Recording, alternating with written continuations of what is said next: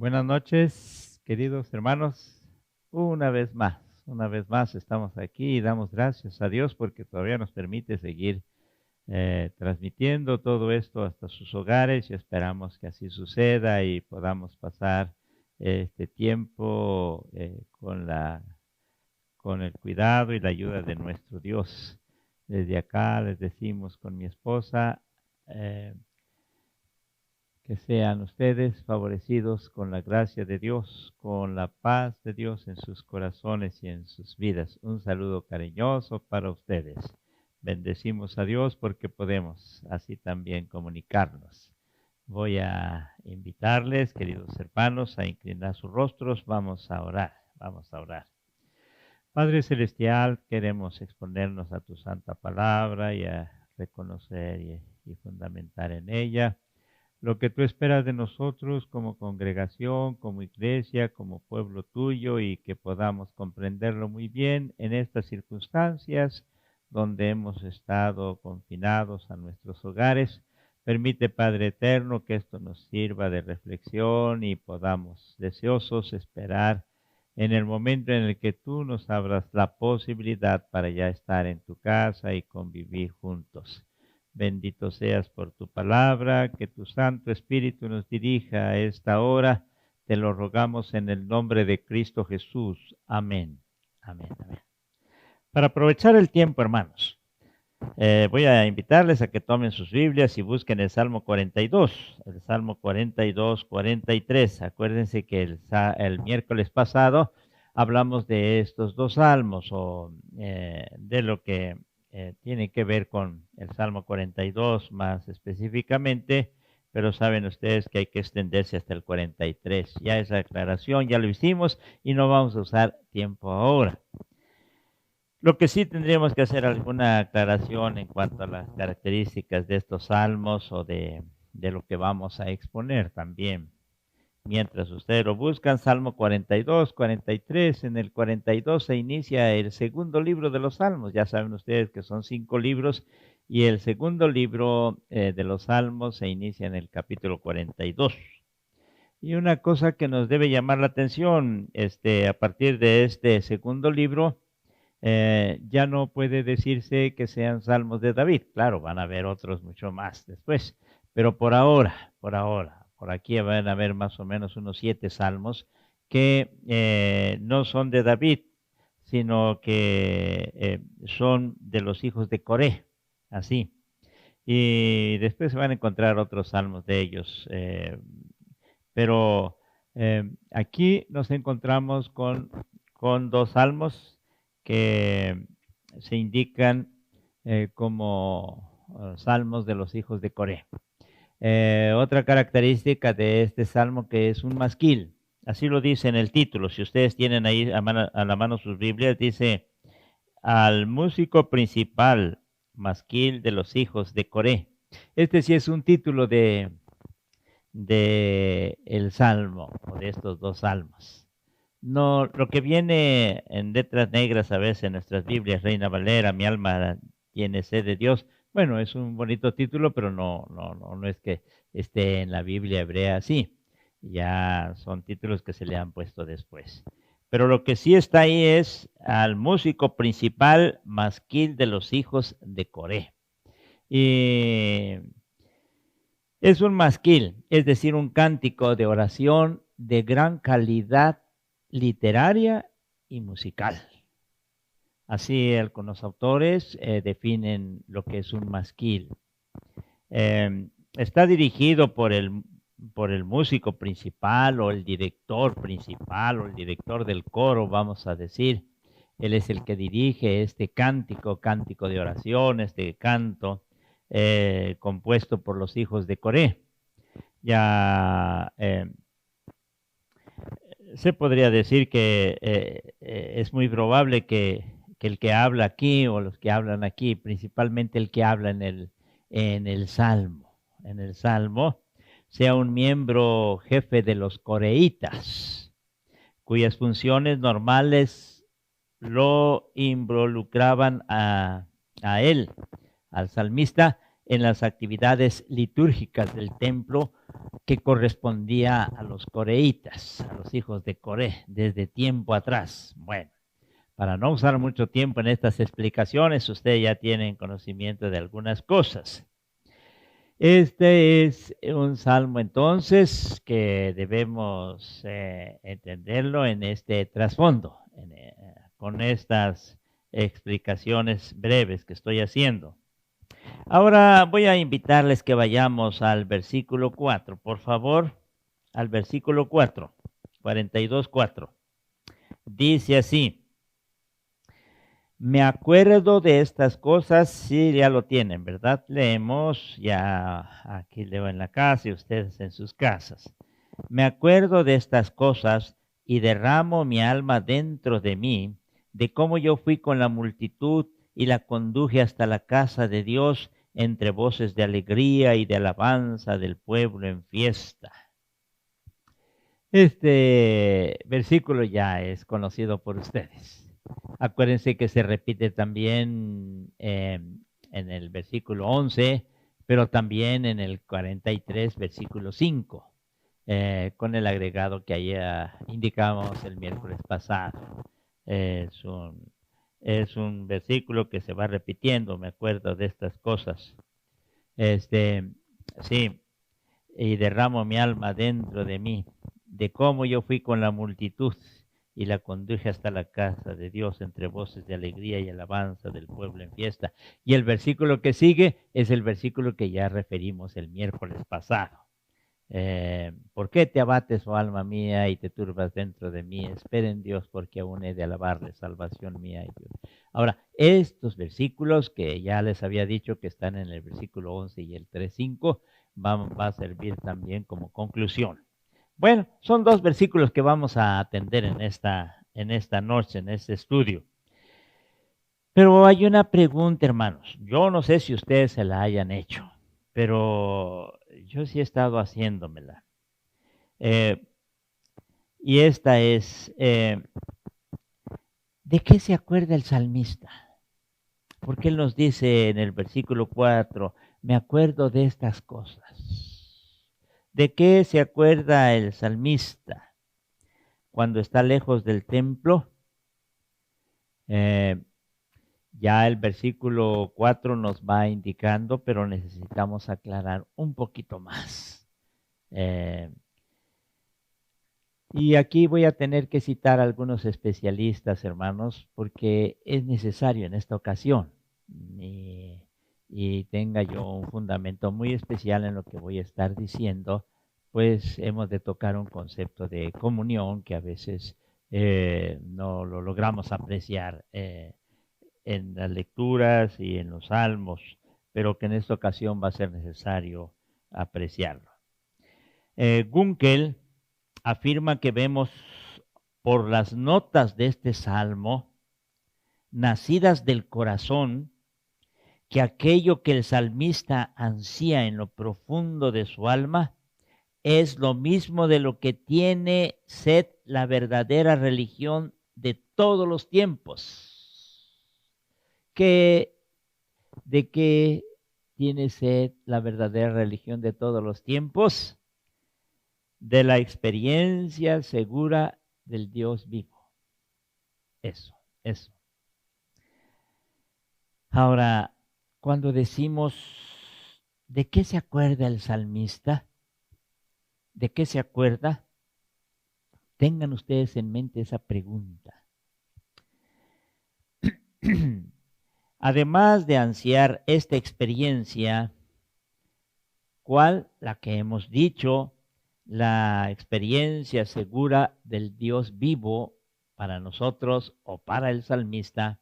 Además de esa experiencia, el salmista sufre porque tampoco puede participar, oigan bien, porque tampoco puede participar con su pueblo, con el pueblo de Dios, con los piadosos que van al templo y en las celebraciones festivas o las fiestas anuales. Sufre porque no está con ellos, no participa de esto. Uno sufre porque él necesita estar en la presencia de Dios, y esa presencia se daba en el templo, allá en el Antiguo Testamento y en los Salmos. Sí, pero no está en Jerusalén, no está en el templo, está allá en las lejanías del Jordán. Bien, sufre por eso, pero también sufre porque, porque lo que antes hacía, el participar en estas festividades del pueblo de Dios, el estar con ellos, gozarse, cantar, caminar, entrar en una especie de peregrinación, llegar hasta el templo, los cantos, las alabanzas y todo lo que hacía, incluía también convivios porque venían algunos de lejos y se iban uniendo. Ya les había comentado algo de esto. En las fiestas anuales acostumbraban venir de lejos los que ya habían sido deportados con anticipación, ustedes acuérdense de eso, y se fueron en diferentes lugares. Pues las fiestas anuales no las olvidaban y se iban poniendo de acuerdo y se iban uniendo hasta llegar a Jerusalén. Llegando a Jerusalén, se entiende, algunos de Jerusalén también se unían a ellos y se aproximaban al templo, así es que eran multitudes. Y esta experiencia de caminar para ir a la casa de Dios y estando en este ambiente, participar de momentos tan especiales, tan alegres, eran fiestas grandes, eran convivios hermosos, y todo esto hace que el salmista sufra, porque él dice: me acuerdo de estas cosas y derramo mi alma dentro de mí, de cómo yo fui con la multitud y la conduje hasta la casa de Dios. Sí, en medio de voces, de alabanzas, de cantos, de voces, de alegría y de alabanza del pueblo en fiesta. Sí, esto es lo que hace al salmista sufrir. Ya dijimos, el que esté lejos de Jerusalén y del templo no puede estar en la presencia de Dios. Pero también él dice: pero hay algo que me hace entristecerme, me acuerdo y me duele el corazón, derramo mi alma dentro de mí. Sí, de esos convivios, de esas festividades, de esas fiestas. Aquí encontramos en este salmo, y de acuerdo a lo que estamos exponiendo, por eso les preguntaba, ¿de qué se acuerda el salmista? De esas fiestas que tenía, de esos convivios que experimentaba, de esa convivencia, de esa comunión que tenía. Y aquí es donde se destacan dos aspectos esenciales del piadoso israelita en su práctica que tenía él en su vida. Y estas dos cosas son la adoración, para adorar al Dios de Israel en el templo y tener comunión con Él, y la comunión con el pueblo de Dios. Y en cierta forma diríamos una doble comunión, comunión con Dios y comunión con el pueblo de Dios. Y esto es lo que hace que venga a su mente, recuerda esas cosas, se entristece, le duele, porque no puede estar con los hermanos, no puede estar con aquellos que pues han de estar glorificando a Dios, han de estar alabando a Dios, han de estar en convivencia unos con otros. El versículo 4 refiere precisamente este segundo aspecto del que estamos hablando, de esa comunión con los hermanos, de esa comunión con los hermanos.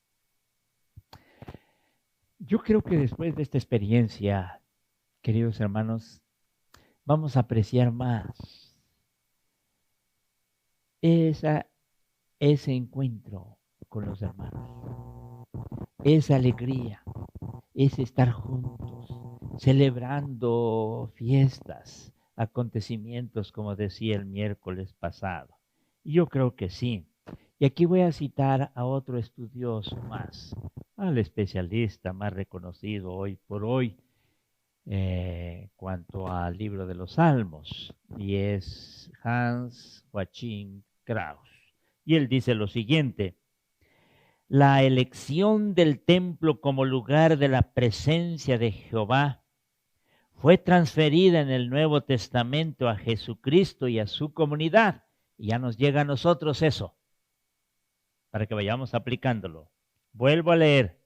La elección del templo como lugar de la presencia de Jehová fue transferida en el Nuevo Testamento a Jesucristo y a su comunidad. ¿Se dan cuenta? A la luz del cumplimiento, volvemos a saber que la vida, oigan bien, que la vida y la salvación puede hallarse únicamente en el lugar de la presencia de Dios y de la comunidad congregada. Estoy leyendo, hermanos, porque me temo, ya que se escuchan a veces algunos puntos de vista o conceptos, me temo que no se tiene una clara comprensión y conciencia de esto. Eh, Quisiera ser optimista y pensar que varios sí, pero si otros no, hermanos, si otros no tienen esta clara conciencia, yo espero que en esta ocasión sí se apropien de ella. Con tristeza podemos ver que se menosprecia la comunión entre hermanos. Con tristeza podemos ver que no se le da la importancia tan grande que tiene el estar juntos, conviviendo, participando de cosas tan hermosas, ya sea en la adoración, ya sea en los convivios, ya sea en las festividades, hermanos. Hoy tenemos que reconocer y ser honestos, nosotros como iglesia, pero que en otras iglesias no se hacen. Eso es un asunto que no nos debe llamar la atención, hermanos, porque tenemos que ser respetuosos de todos los demás. Vamos a vernos a nosotros mismos. Eso es lo correcto. Nosotros tenemos y mostramos cierta deficiencia en eso, hermanos. Pareciera ser que hay algunos casos entre ustedes que toman a menos la importancia de la convivencia que tiene para Dios, la importancia que tiene de la convivencia para los hijos de Dios. Es que es la familia, la verdadera familia delante de Dios. Ya el Señor Jesús nos los ha dicho. Mi madre y mis hermanos son los que hacen la voluntad de mi Padre que está en los cielos. Esa es la verdadera familia. Pero también tenemos familiares, sí, familiares de sangre. Y quizá con varios de ellos no nos identificamos mucho. Porque pues han tomado alguna otra decisión o no tienen interés de buscar a Dios. Con todo y eso tratamos de servir, amarles, pero no podemos hablar de una comunión, hermanos. Con todo y eso debemos preocuparnos por algunas situaciones de ellos y sí, formamos parte de esa familia de sangre, sí, y claro que debe haber una atención especial para ellos, pero no podemos hablar de comunión, hermanos. Y aunque algunos estén en contra a veces de mí, pero la palabra de Dios nos fundamenta eso. Tenemos comunión aquellos que participamos de una misma fe, un mismo Dios, que adoramos juntos, que buscamos a Dios juntos. Y yo me alegré con los que me decían, a la casa de Jehová iremos. Sí, con ellos, hermanos. Y por eso al leer este autor, creo que debe hacernos reflexionar. Volvemos a saber que la vida y la salvación puede hallarse únicamente en el lugar de la presencia de Dios y de la comunidad congregada.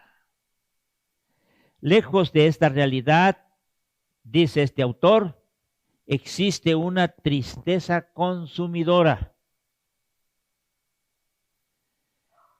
Estamos confinados en nuestros hogares y yo creo que son varios. Quiero pensar así, que son varios, que nos duele el no poder estar juntos. Quizá algunos pues tengan tantos otros conocidos y tengan convivios y relaciones con ellos. Sí. Pero la mayor parte de nosotros tenemos puesto nuestro tiempo, nuestro corazón en la iglesia. Ahí. No tenemos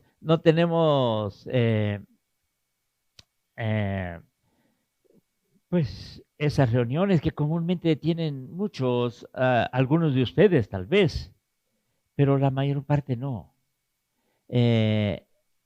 Algunos dicen, son puro templo. Pues bien, somos puro templo. Pero el ser puro templo tiene que ver con venir a adorar a Dios y encontrarnos y alegrarnos y platicar el mismo lenguaje con las ilusiones, los anhelos, sí, y todos tengan que ver con Dios. Eh, y quizá van a haber algunas cosas y se diga que hoy sí verdaderamente apreciamos eso, y espero que sí, hermanos. Y los que antes lo hemos hecho se reafirme más, y los que no lo han hecho puedan entender que es muy significativo el que estemos entre hermanos de la fe, como creyentes. Y dice Krauss, y únicamente la palabra de consuelo y aliento dirigida al ser de cada uno de nosotros es capaz de convertir las experiencias de salvación del pasado, como la que referíamos en el versículo 4, en aliento y exhortación para guardar pacientemente y con alegre esperanza. Dios ha de intervenir personalmente, sí, y tender un puente sobre la quebrada tenebrosa que estamos viviendo. ¿Cómo lo ha de hacer Dios? Mediante sus mensajeros. Y aquí cumple una función muy importante, que la palabra de Dios llegue a sus hogares. Tender un puente sobre la quebrada tenebrosa mediante sus mensajeros. Sí, esos mensajeros que pueden hablar de la luz y la verdad o fidelidad, como se traduzca el versículo del capítulo 43. Envía tu luz y tu verdad o tu fidelidad. Estas me guiarán, me conducirán a tu santo monte y a tus moradas. Versículo 3 estoy leyendo, hermanos. Cuando el salmista toma seguridad de que Dios va a concederle esta bendición, entonces él mismo en el versículo 5 dice, a ver, ¿por qué te abates, oh alma mía? Y te turbas dentro de mí. Y agrega, después de hacerse esa pregunta, agrega algo que es hermoso porque incluye una seguridad. Espera en Dios, porque aún he de alabarle.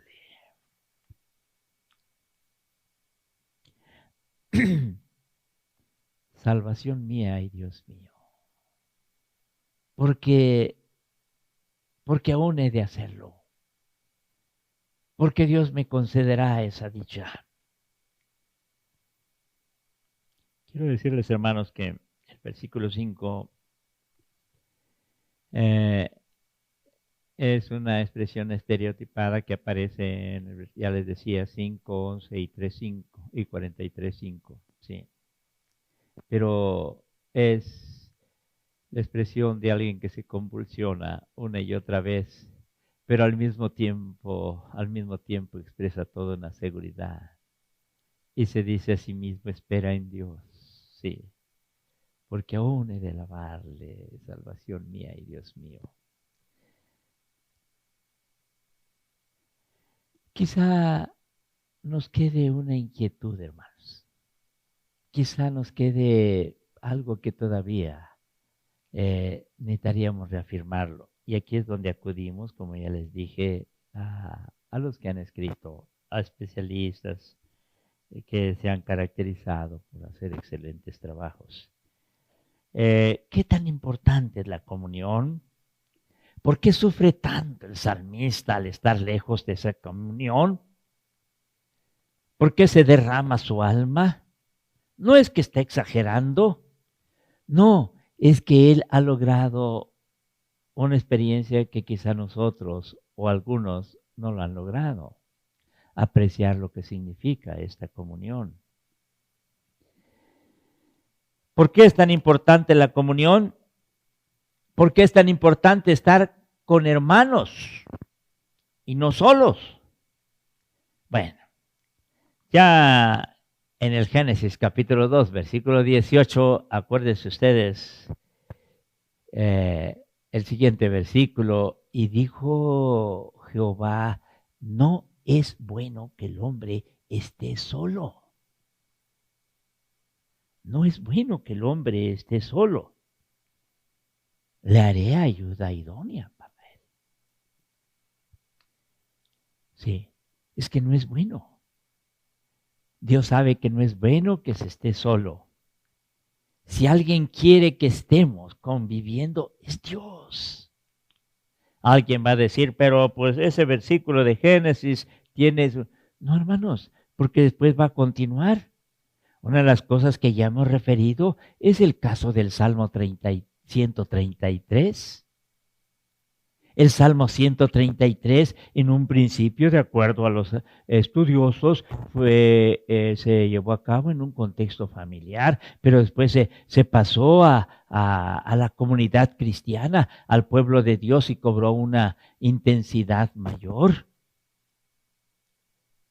Y ahí encontramos nosotros cómo celebra Dios, cómo celebra la Escritura, la santa palabra de Dios, el que convivamos. Mirad cuán bueno y ustedes lo saben de memoria, hermanos. Mirad cuán bueno y cuán delicioso es habitar los hermanos, como dice, juntos en armonía. Y después las figuras tan hermosas, es como el buen óleo sobre la cabeza de Aarón, el cual desciende sobre sus vestiduras. Sí, hermanos, o como el rocío de Hermón que desciende sobre los montes de Sión. ¿Sí? Este salmo celebra esa comunión de una manera esplendorosa. Y si usted quiere saber qué tanto le agrada a Dios esa convivencia, aquí lo dice el salmo. Mirad cuán bueno y cuán delicioso es habitar los hermanos juntos en armonía. Sí. Y las figuras que utiliza, el aceite y el rocío, son figuras que nos ilustran la hermosura de eso. Pero el versículo último, el versículo 3, ustedes ya saben muy bien. ¿Cómo dice? Cuando refiere, mirad cuán bueno y cuán delicioso es habitar los hermanos juntos en armonía. Y nos vamos al versículo 3 y nos encontramos que dice Dios, porque ahí envía Jehová bendición y vida eterna. Mateo 18:20. Ustedes también se acuerdan. Porque donde están 2 o 3 congregados en mi nombre, ahí estoy, en medio de ellos, ahí estoy con ellos, junto a ellos. en medio de ellos, en comunión con ellos, porque eso define el que yo pueda estar, que estén en comunión. La presencia de Dios se garantiza cuando estamos en comunión. Hoy lo referimos para esta comunión, pero así dice Dios, hermanos. Y termino con lo siguiente, leyendo estas palabras. Ahora bien, si el mero encuentro entre dos creyentes produce tanto gozo, qué inefable felicidad no sentirán aquellos a los que Dios permite vivir continuamente en comunidad con otros creyentes. Estoy leyendo Vida en Comunidad de Dietrich Bonhoeffer. Sin embargo, esta gracia de la comunidad que el aislado considera como un privilegio inaudito, como sucede ahora con nosotros, con frecuencia es desdeñada y pisoteada por aquellos que la reciben diariamente.